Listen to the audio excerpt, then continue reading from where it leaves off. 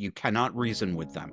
This is connected to the society-wide problem, the substitution of feeling for thinking, and it's almost universal, and very few of us are consciously aware of it when it's happening. And I'm not always consciously aware when it's happening to me too. I mean, I'm a high anxiety guy. I've got a lot of neurosis and a lot of baggage from the way I was brought up that I'm constantly working on, but I've got a lot of flaws, and I'm not always conscious when I'm doing it too, but I try to be.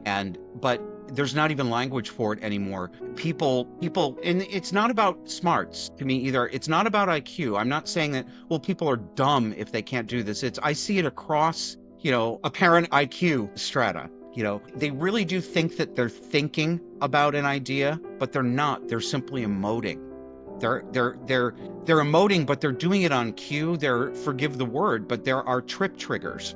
Certain topics are so emotionally laden that the moment the topic is introduced to the recipient, that triggers a default emotional response before thought even starts happening. Anything about race, anything about what's called gender ideology, thing about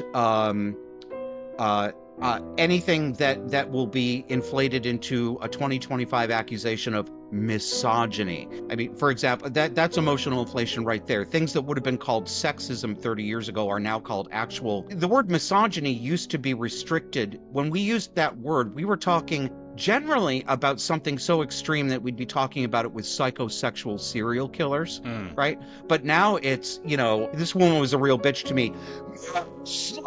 Everything's inflated. Everything that's actually a 2 has been inflated to a level 10.